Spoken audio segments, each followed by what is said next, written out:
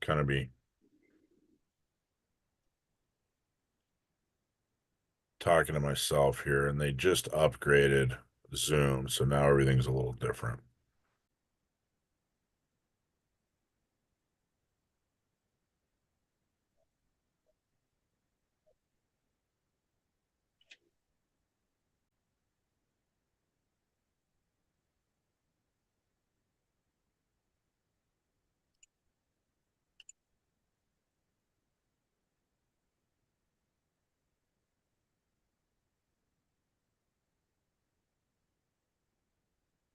Okay, John, we are live.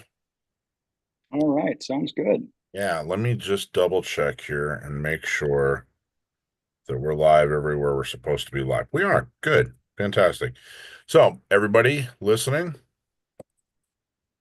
and viewing tonight, welcome. Thank you so much. My name is Michael Schwartz. I'm with Gun Owners Radio.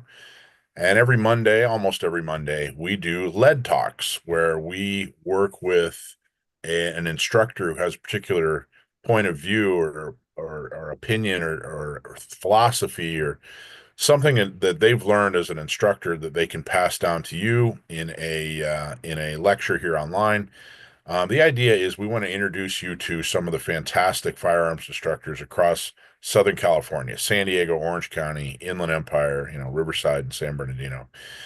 So that if you're looking at training and you've maybe never trained with someone before, this is a good way for you to check out some of the trainers and get to know them before you train. Or if you do a lot of training and you're just looking to learn something new or look at it from a different angle with a new instructor, this is a good way to get to know an instructor and do even more training. And that's really the point. We want to make sure that you are getting all the training that you can get. The vast majority of gun owners are not getting the training they could and should have. And with such a great opportunity here in Southern California with so many great instructors. We're hoping that you'll decide to take just one more class than you took last year. So if last year you took 0 classes, then this year take one. If last year you took 5 classes, then this year take six, and try somebody new or visit the same person you like. But the point is, get training. It is not just a right, but a responsibility. So. With that, I'm going to introduce tonight's guest, John Russo. You can find John at gunsandgame.com, or you can find him as an instructor at North County Shooting Center in San Marcos. And he is an excellent instructor and a fantastic educator. And tonight's subject will be what to do after the shoot. So if you've been in defensive gun use, you've defended your life or the life of somebody else, now what? What do you do? Right, John? Did I describe all that perfectly? Absolutely, sounds good. Great. Then I'm going to turn it over to you and those on YouTube. If you want to ask some questions, we'll make sure that all your questions get answered at the end. And over to you, John. Great. Well, thank you. Well, for those out there who don't know me, once again, my name is John Russo. I was a law enforcement officer for a little over 29 years with Escondido Police Department. I've been in the law enforcement field either as a police officer or as a trainer for over 30 years. Been teaching firearms for 28 years of that. And I'm a big believer in the American citizen's right to own and carry firearms, including concealed. I just think you should have some training. It doesn't have to be formal. It can be through somebody you know and trust who knows what they're doing, but you definitely should have some quality training. Tonight, we're going to talk about what to do after a use of force incident. That force could be anything from using a firearm to using your fist to simply displaying a firearm or the threat of self defense. So we'll talk about that. Prior to that, I'd like to just briefly touch on what to do prior to that incident. You need to make sure, in addition to having training, that you are prepared for that aftermath. And one of the things that you need to be doing now, if you haven't done so, is figuring out what you're going to do financially. What are you going to do for legal fees, attorneys, things like that? I highly recommend some type of self defense organization. There are many out there. I personally belong to USCCA, United States Concealed Carry Association. And by joining one of these organizations, not only are they going to provide you with a lot of training, a lot of resources, they are going to defend you after an incident. cover your legal fees, pay your awards. This is a huge, significant expense, and it is a great weight off your mind knowing you have somebody like this in your corner. So we're going to go through this and assume that you have something like that. You've got training. You've done your best to avoid getting into a use of force incident. And what I mean by that is there is no expectation in the law that you have to run away. Nobody says you have to run away if somebody attacks you. However, the courts are going to look at what did you do to cause this incident, to perpetuate this incident, versus what did you do to try to de-escalate it or try to get away. So keep that in mind. Carrying a gun has to, by nature, change the way we behave. For instance, if you're somebody who's more prone to getting in a fist fight, if somebody upsets you and you decide, no problem, I'll fight back and we'll have a fist fight.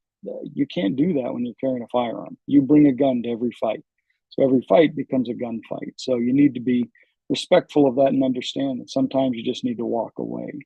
So we're going to do our best to do that, do our best to walk away from an incident, to use good judgment. One of the surprising things for many people, many of my new CCW students, is when I tell them how I would not get involved in most incidents. And they assume that being a police officer and having a lot of training, that I would immediately try to jump into any potential gunfight.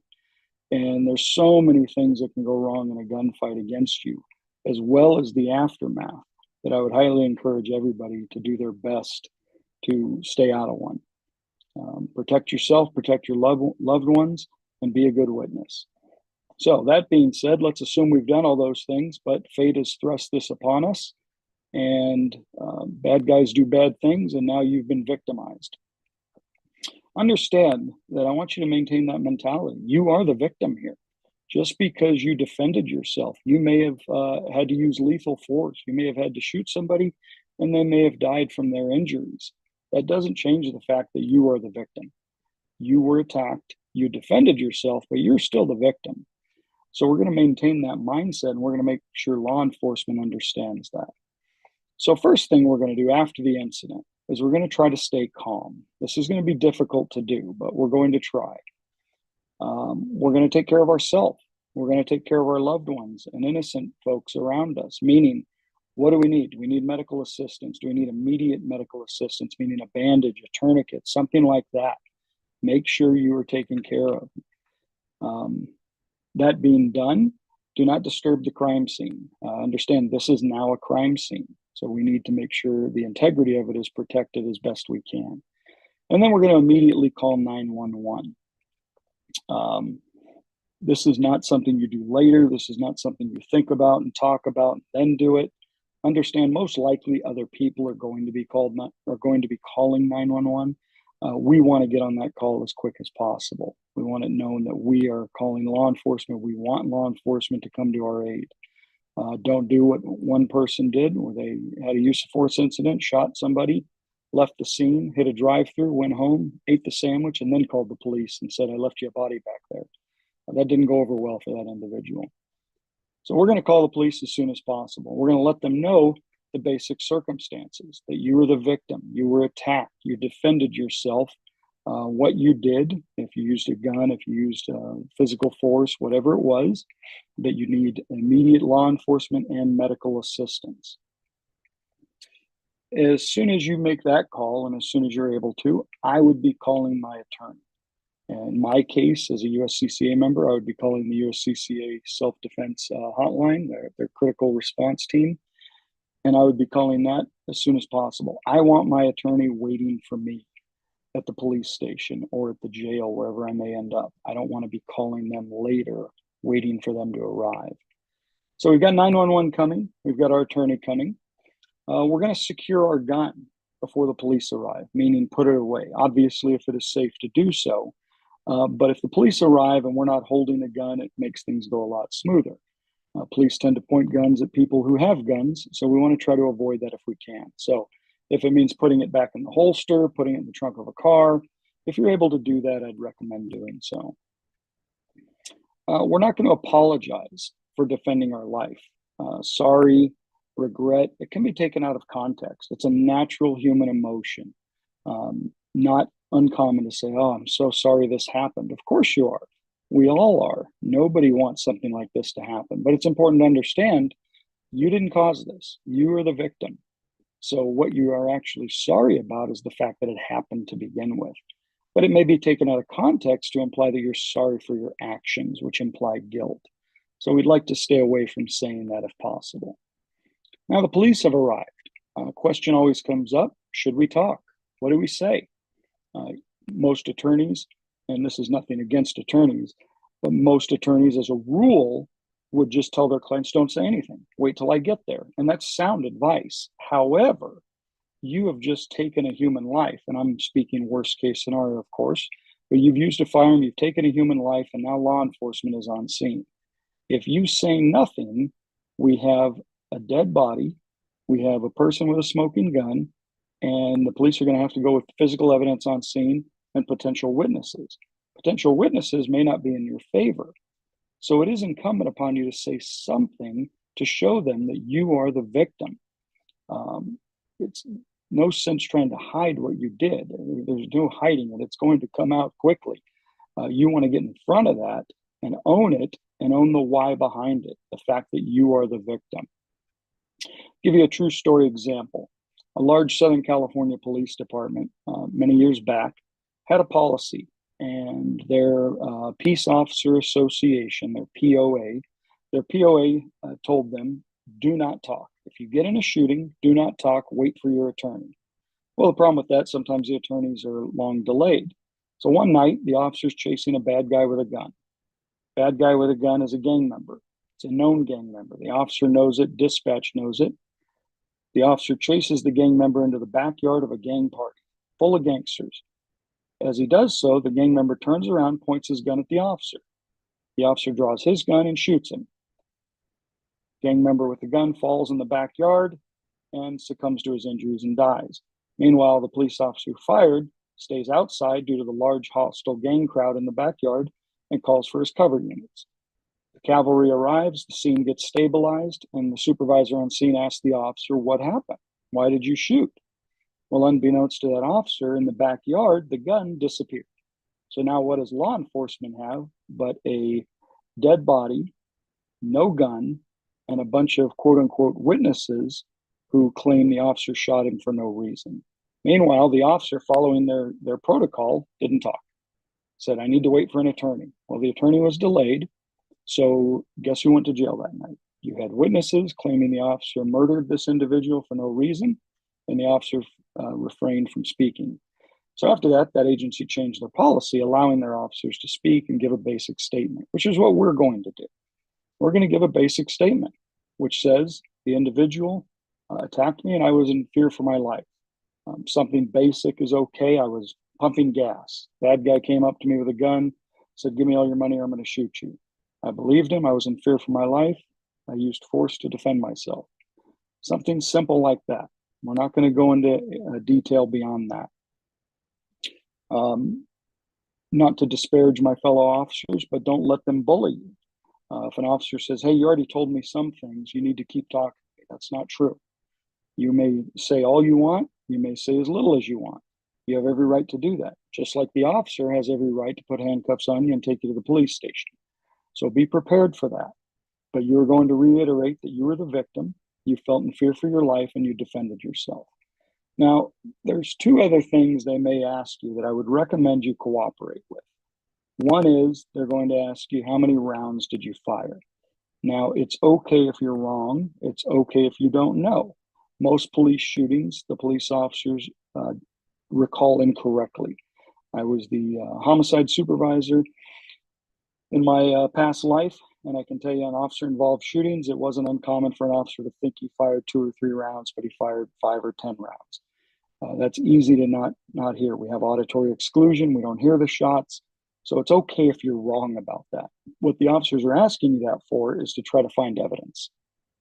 So to that end, you want to always make sure you know how many rounds are in your gun to start. And the short answer is it should always be full. If you're carrying a gun for self-defense, you need a round in the chamber and a fully loaded magazine. If it's a revolver, a fully loaded cylinder. So if you forget how many rounds you carry in that gun, you can always say the gun was full.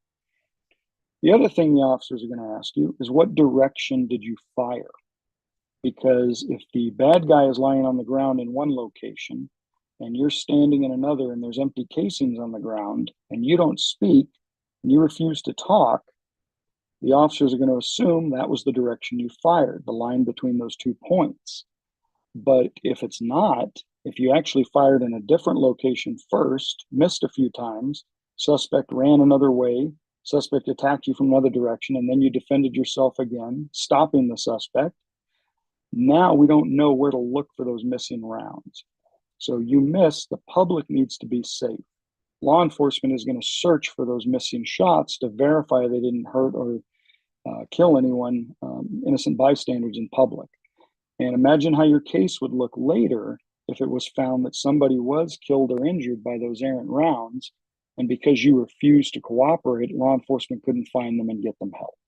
So I would encourage you to cooperate with that. It's a simple statement, basic. The guy was there. He pointed a gun at me. I shot. He ran over there. I shot again. He fell. Leave it at that. Beyond that, we're not going to talk. We're going to wait for our attorney. If the law enforcement presses us, asks us other questions, just respectfully say, officers, with all due respect, I'd like to wait for my attorney. I'm happy to help. I'm happy to cooperate. But before I answer any further questions, I'd like to speak with my attorney. And of course, we've had a plan. We've had an attorney, or at least somebody that we know we're going to call in this incident. I had a gentleman in my class a couple years back, and when I was talking about having a plan for an attorney, he told me that he had a umbrella policy with his homeowner's insurance and that it would cover this sort of thing. I'm not an insurance expert. I don't pretend to be, but I do know when my fence blew down, it took a few days to get a call back from my insurance company. So I would discourage relying on homeowners insurance in a case like this. From my personal experience, I'd go with a professional. So now you're going to get taken to the police station. Understand, being taken to a police station is not being booked into jail. So you're going to be handcuffed, most likely, not necessarily every time, but there is a possibility you may be handcuffed and you'll be taken out of the police station to talk to them further. Hopefully that's where your attorney will meet you.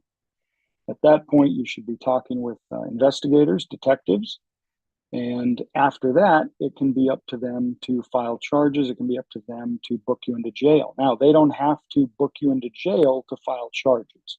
They can release you that night and file charges later if need be, if they decide that's appropriate. So don't necessarily plan that it will happen this way. I'm definitely going to jail or I'm definitely not going to jail. Honestly, you don't know. Because understand, we have to plan where, what I'm trying to say is we have to be aware that we may not be in our hometown when this happens. We live in San Diego County. For most of you that are watching this, you may be in San Diego County. In San Diego County, I was an outstanding DA in Summer Stephan, who has created basically a DA shooting team to investigate these type of cases, similar to what they do for law enforcement. That's a huge step, and there's a lot of folks that were involved in making that happen. And it was a great thing for concealed carry folks. But what if you're not in San Diego County? What if you're in a jurisdiction that's never dealt with anything like this before and doesn't know what to do? So they just want to put everybody in jail tonight and let the bigwigs figure it out tomorrow. So I have a plan for that, because if you have a company like USCCA behind you, they're going to bail you out of jail. Their attorney's going to come, they're going to bail you out of jail, they're going to take care of everything you need. So be thinking about that. After the fact, you're out of jail, you're waiting for this to develop, waiting to hear the news from your attorney where the case is going. Don't be afraid to get some mental health. Big stigma years ago in law enforcement, mental health, nobody got it. And then we started seeing a lot of PTSD after shootings. It is a mandate in modern law enforcement that after a shooting, all police officers go see a mental health expert. It has done wonders for people. And so don't be afraid to talk to somebody. Even if you think you're feeling fine, there's nothing wrong with it. Get it out there. As far as your statement goes, one of the things your attorney is going to tell you is we're probably not going to make a detailed statement right away. Good investigators are going to want to re-interview you 48 to 72 hours later anyway, because your memory, due to the trauma of the incident, due to the adrenaline, your memory is going to be scattered, and it's essentially going to come back after 2 or 3 days. So that's the big points for what to do after shooting. There's a lot of minutia we can get into, the court system, the legal system, things like that. Expect that your firearm will be taken. It will be taken as evidence. It may not come back to you for a long time, depending where you are, if ever. It should come back to you, but once again, we don't know where we are. We don't know what jurisdiction we're in and what their protocol is.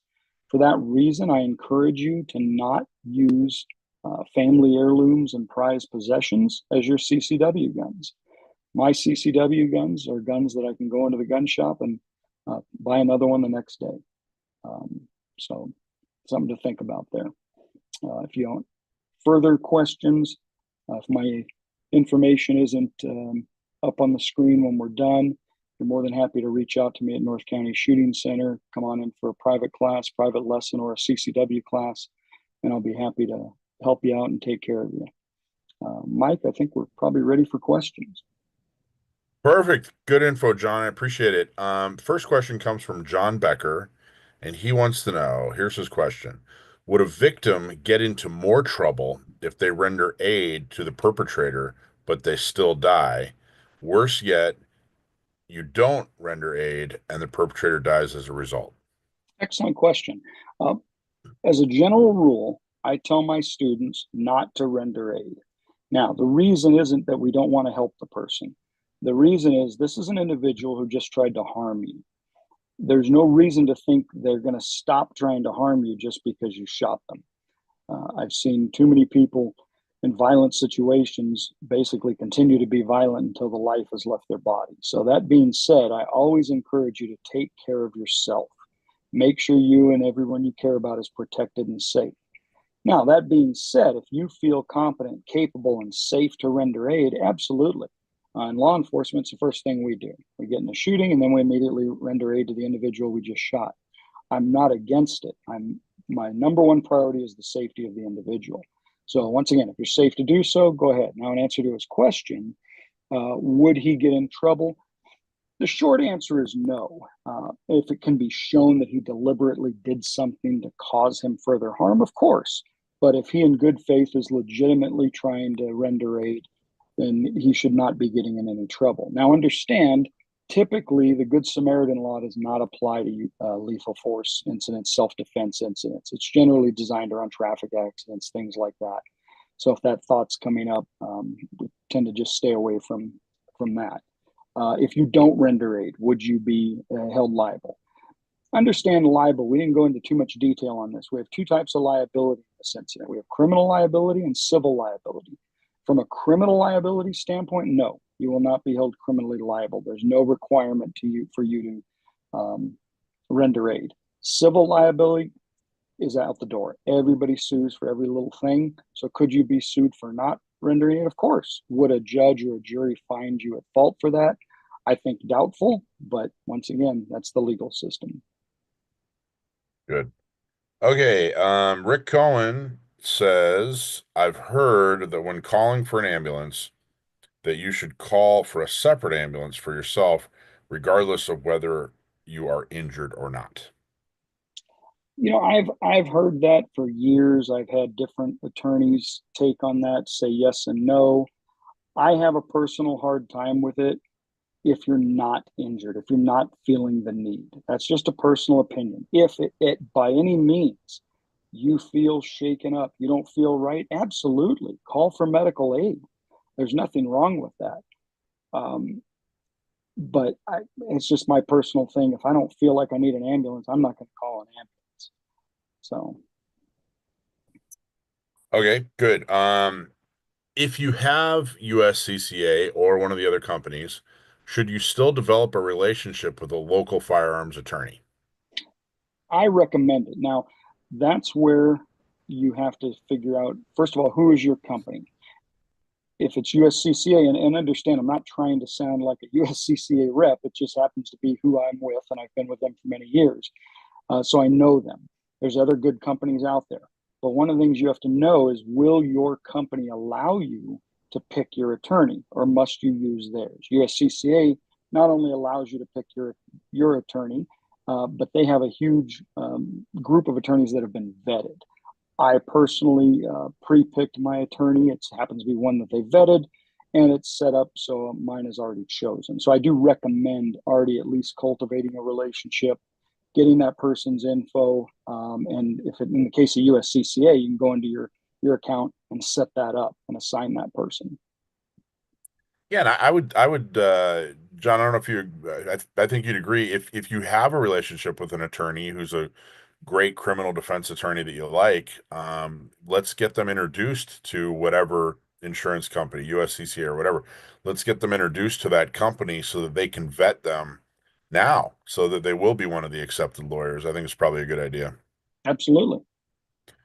Okay, another question. When he says after a shooting, seek mental health, do you just Google therapists in San Diego, or is there a more specific specialist that people should seek? Well, that's a good question. I would reach out to um, local law enforcement, ask them who they use. They are public psychiatrists and therapists within the county, and they can give you recommendations on who the police officers are using and who the police departments are sending their officers to. That would probably be the direction I would go, unless you already know somebody or have somebody, a therapist or somebody you've got a relationship with you want to talk to. There's nothing wrong with that either. Good. I think that's all. Well, I'm going to give everybody one last chance to ask a question, but one comment I wanted to make and see what your thoughts are. You were talking about working with police officers and don't letting you don't have to answer questions, but you still want to be polite and professional while they're there. But you want to refrain from answering any in-depth questions until you get your attorney. But you don't want to look dodgy, et cetera, et cetera. It's kind of a uh, Sure. a Yeah, thin it's a rope fine to walk. line. Yeah. Yep. But one thing I think it was clear to me when I was it wasn't a defensive gun use situation, but similar, is the police show up and you have this idea that you're the good guy and that they know you're the good guy. But the reality is that officer doesn't know you from Adam. And Absolutely. he or she is used to dealing with liars all day long. Yep. So I quickly became clear to me that this guy doesn't know I'm the good guy and that he was conducting an investigation. So if you change your mindset to, hey, this guy isn't here to protect and serve right now. Right now, he's or not, at least not me. He's here to investigate an incident. And there's no obligation that you have ever to help him or her with his investigation of you. You know, Correct. do the That's correct. legal minimum and be polite, be professional. But know that this guy or girl is or woman is launching an investigation and currently is investigating you, and you don't have to help this person with their investigation. That's correct. One thing I would also add to that is we've talked tonight about worst case scenario, using a firearm, having to take a human life. But what about the incident where you don't? What about the incident where you simply showed your gun, the bad guy with the gun turned and fled? My point being, any potential use of force, please call 911 for your own benefit. Because when you do that and you don't call 911 and the bad guy runs home and he calls 911 and says you threatened him with a gun, now you look like the bad guy.